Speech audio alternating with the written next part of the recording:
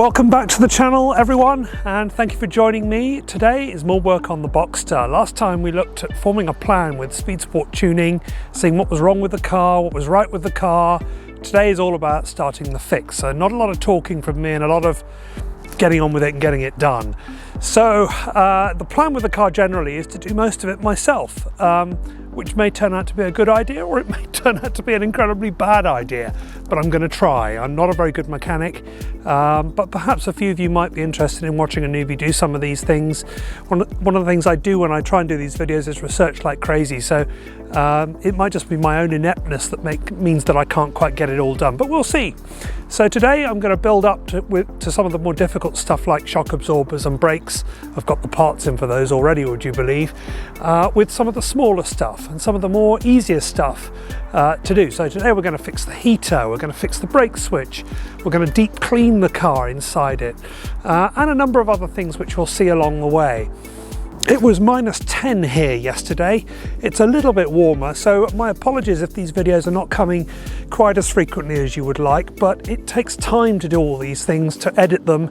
Plus, when it's -10, it makes it very difficult to work in an unheated garage. So bear with me, everybody. But let's start anyway. We're going to start with the heater. Let me take you inside the car and I can show you my thought process about how to fix this.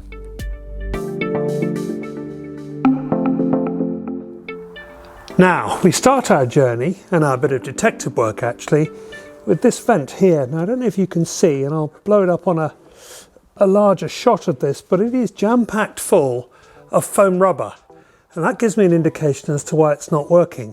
Behind here, just about here I think, behind the stereo, behind the horseshoe area anyway, are two flaps, and the flaps open and close depending on how much hot air or cool air is allowed through. Those flaps have holes in them, and covering those holes is foam rubber, which looks a lot like this in here. So I'm thinking that those two doors that are sitting, those flaps that are sitting behind there, have lost their foam rubber and therefore their ability to trap air, to stop air getting through. And these cars, the 986 Boxster and the 996 Porsche 911 out there, are susceptible to that. Now there are two ways of doing this, and we're going to do the more simpler one. You can go in through the front of the car underneath the hood and start taking apart the heater core and bring everything out and detach pipes and all that sort of stuff, and go in through the front, but that takes a considerable more amount of work. The way we're going to do it is using car surgery. So Dr. Reed is in the house. You'll see what I mean in a minute, but first job is to take all this apart over here and get to the big air vent which supplies these two smaller vents here. So let's do that. Okay, here are the tools we're going to use. Some plastic pry tools, a T20 screwdriver, an oscillating blade, and some thermal tape that I bought. This is 3M high temperature tape. You'll see where this fits in shortly. So here we go. Stay tuned, viewers. All right, so we need to get all of this out. This I think is referred to as the horseshoe in Porsche terms, I think so. But it's comprised of three parts actually, one here, and then the remainder of it, which all comes this way. And to get this out, there are, I think, 4 screws behind here, and I think down here as well. I'm not sure, but we'll figure that out. But first job is to pry these two off. They're just popped in and they're not terribly difficult to get out. So let's have a go trying to get these out.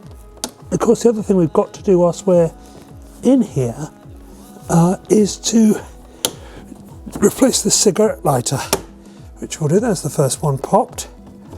There we are, look at that. And there we are. So the first job is to take these off. I think we pull that one, pinch that together. That should come out, yes, victory. And I think these ones are just pull as well.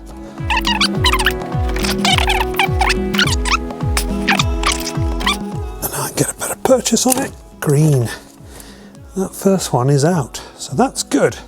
Put that to one side. Now let's try the other side. Same process again. Get our pry tool behind the plastic without scratching the leather, hopefully.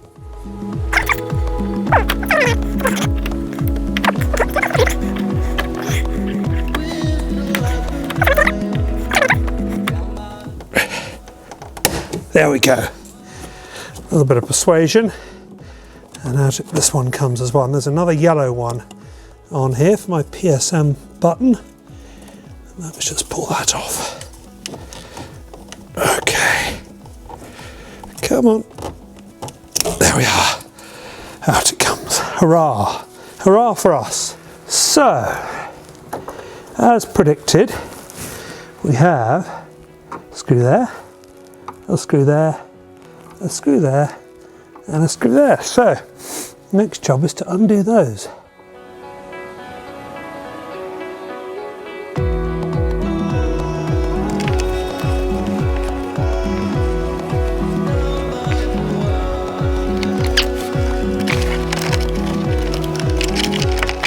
That required just a little bit of force, but not too much. That was okay. Now I'm going to move the camera so you can see a little better. So when it's free, this round the back is what you're faced with. I shine a bit of light on it. So what I'm going to do is unplug the stereo and the air conditioning unit, just so I can get the entire horseshoe out and away. Because what we need actually is back there, right back here. You can just see it at the back there, and that's where we're going to perform some surgery, but I'll get to that in just a moment. So join me once I've got the rest of it out. Well, that came out pretty straightforwardly. The cables, it was just a question of pulling them out. The other thing that needs to come out, of course, is this. That just pulls out. That's pretty straightforward. And as I look in here, these are the parts we're going to try and get to. Further down the back here, I need to try and move some of these wires out the way. What lies beneath here, if I point at the back, this bit here is where we need to get to. Behind here, this is just plastic. And this is the neck of this vent, which goes to the thing that I just pulled out, which supplies the air to the dash.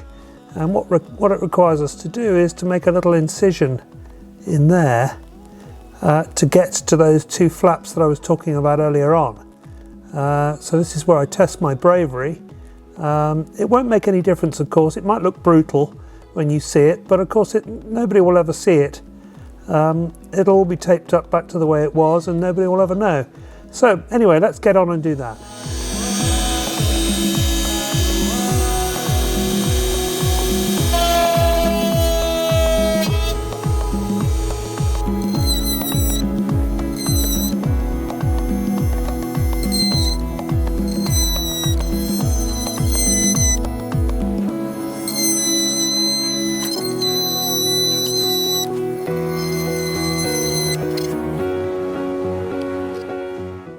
Okay, so far so good. This feels wrong, cutting your own car up, but the surgical skills are, the old magic is still there. Well, I don't know what I mean by that, because I've never actually been a surgeon, but as you can see, if I had been, it would have been magical. Anyway, we'll keep going.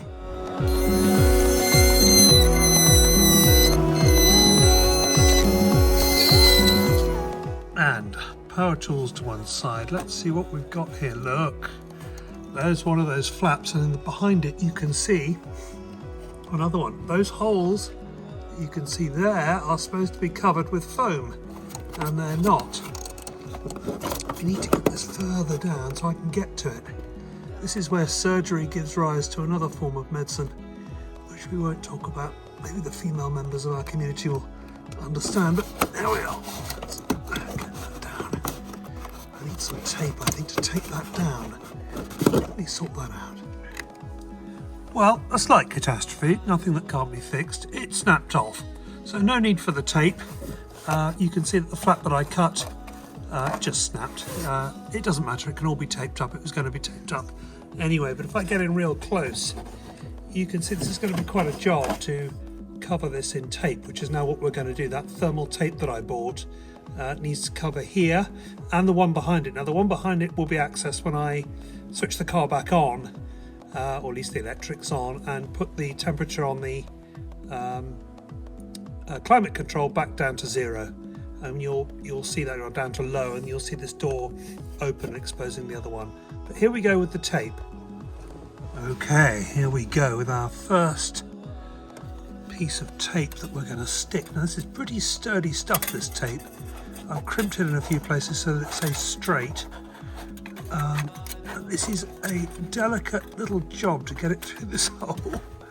Let me just see if I can line it up. This is not straightforward. It is about 7 inches for each strip that's needed. I've measured that. Okay, that's going on okay. Let's push that on at the top. And then we'll just smooth it down with my finger. Right, you guys, this is the first strip. I can get my camera right in there. You can see how it's fitted together. And it goes all the way down there. So that is a good first effort, I think. We've got to completely cover that up, so I think a couple more strips will do, and then we'll try and do that door at the back. In fact, there is a wider gate at the back, but we'll get there. Well, ladies and gentlemen, have a look at that. Covered in tape, as you can see, all the way down. It's good thick thermal tape, so it should resist the heat. It's really stuck on well as well. So next step is to get to the gate or the flap that's sitting behind that. So let's do that. Right, so we just need to put the electrics on. I'll just put a key back in, reach over and switch on. As you can see, this is switched to high. What I'm now going to do is put it down to low, and we should see that door open. Oh God, I hope this works. Here we go.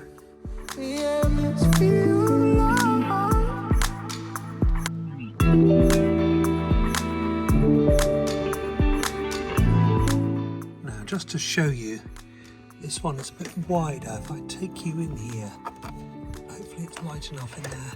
You can see on the left there, just at the right of your picture, there is, you've got to do that side. If I bring my camera out again so I can get it out to show you, you'll do that middle side, which is also twice as wide as the first gate was, so a bit more to do. Well, the first piece of tape is in. Yeah, that is really difficult to get on camera, so I haven't done it. Gynecologists, of course, famous for being able to repaint their hallway through their letterbox. These are the skills I'm deploying right now, but there we are. That first piece of tape has gone in. More to come. Now then, you people, look at this on all sides. It has been covered in tape, and I can't see a single issue with that, which for an idiot like me, I think you'll agree is quite impressive. All right, let's wrap up.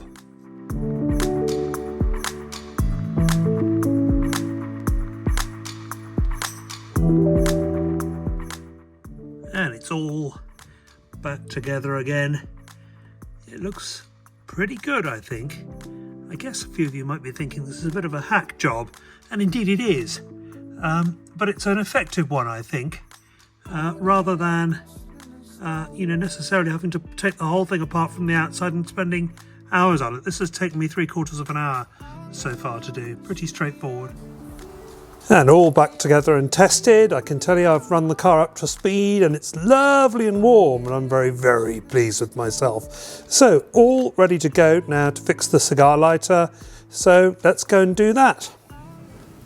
Okay, you join us back at the Batcave in the warm. And here is the part that we're going to replace, this cigarette lighter. And it comes out this way. And in order to do that, we've got to take these 3 parts apart and get these new ones in. We'll put those to one side for a moment. And looking at this side, so I have been watching videos about how to do this, And the first thing is to separate these two.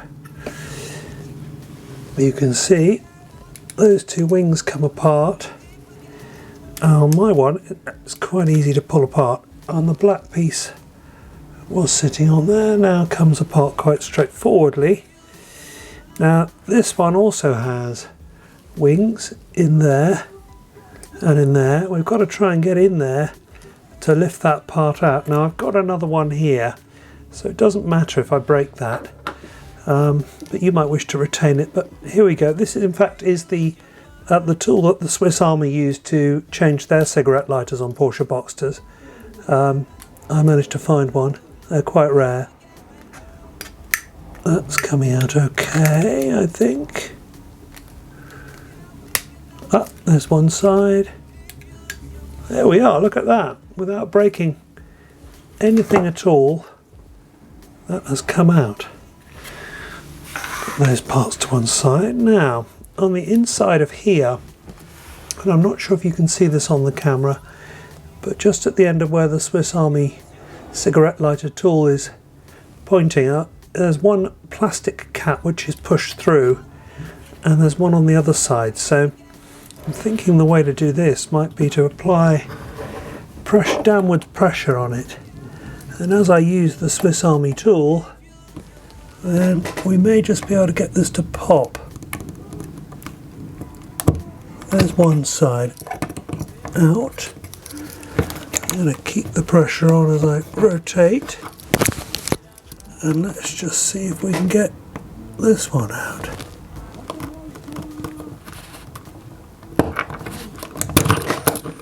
And it is out, just so you can see.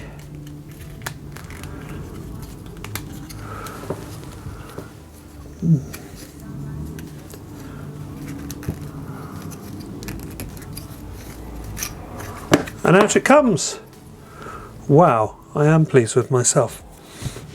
This is working well. Okay, and that I think just slides off. Maybe not. Well, we don't need that anymore. We push this one in. And the next piece is the new piece. So that there is a notch here on the other side. So that is what we're aiming for. Push that notch through there. And then this clicks into place and looks all nice and new and fresh. And then our friend Mr. Cigarette Lighter here. Need to make sure we get this the right way. There is a metal strip which connects to the power that's provided by this green strip. So that, I think, is the route that it goes through. Let us give that a shot.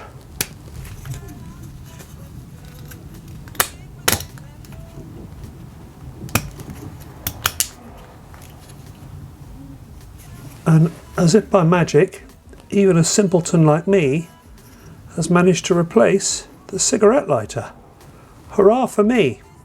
And then putting it back in is really straightforward, just a question of pushing those connectors back in, and then this just pops back in the hole here. And 1, 2. Job done.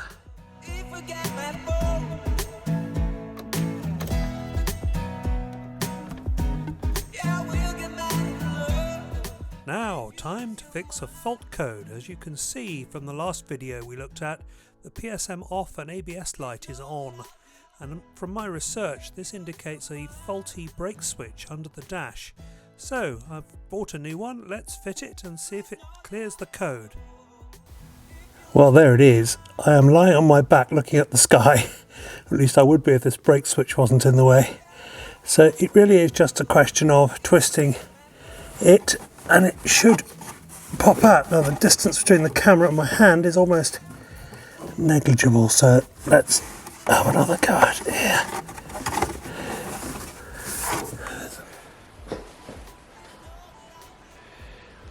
So here is the old part. Seems to work, but I don't know, the other one works much better. How it fits in, it's very difficult to show you underneath the dash because There just isn't enough space for the camera, and I'm lying on my back looking upwards, so it's really with a couple of inches to play, but it's quite a fiddly job, but it's easy.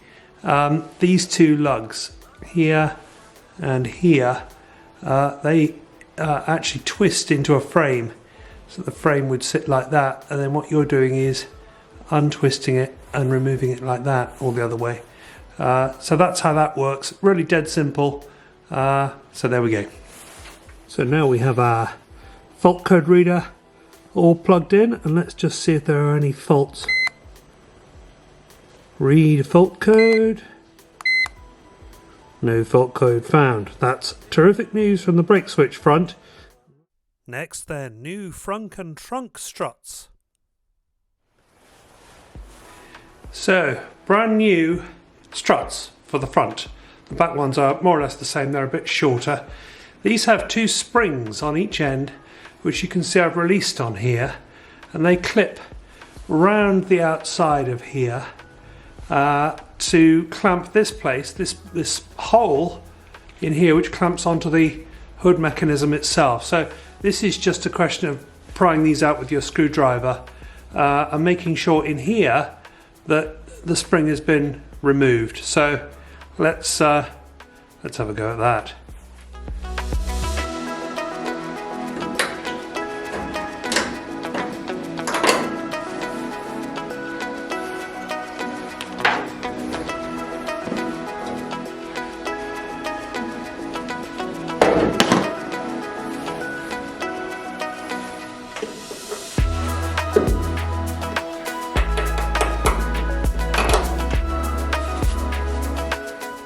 Forced to fire the cameraman after this particular shot, but you get the gist of it, and then it's rinse and repeat on the other three struts.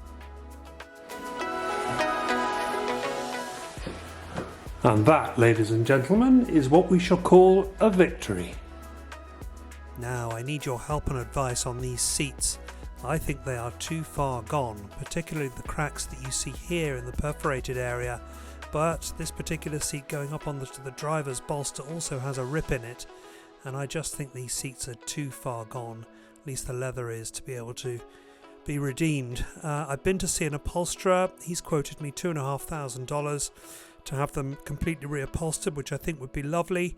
I've also got a swatch from a manufacturer of a seat kit, which would slide over the seat. You'd have to remove the existing leather. But what are your thoughts? What is your experience? What do you think can be achieved? What's the best way to tackle this fairly nasty old leather? I want it to look really good, so drop me your thoughts and advice in the comments below. But the seats are not going to stop me giving this thing a thorough deep clean, so watch this, a complete clean of the carpets using my new carpet extractor, and then at the end we'll talk about what's next.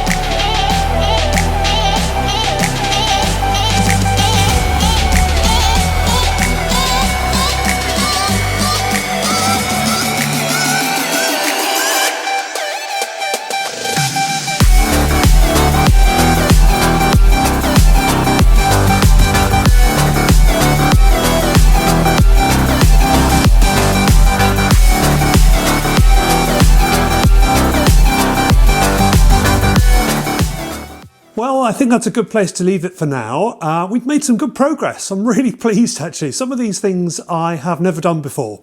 And so for an idiot like me, this is a good result. And it's quite motivating for what comes next. And I think next time we'll do the brakes or the soft top. Haven't decided yet. But something a bit more complicated for me to do, which is a bit worrying. I'm going to leave probably the suspension as long as I can, because that's a bit more complicated. It is freezing cold here, and I might need a bit more time up here in this very cold garage to get that done. So I hope you'll bear with me for that. But otherwise, a good result for this, and we'll see you in the next one. Thanks so much for watching. If you've enjoyed this, of course, like and subscribe. But otherwise, thanks a lot for watching, and see you in the next one.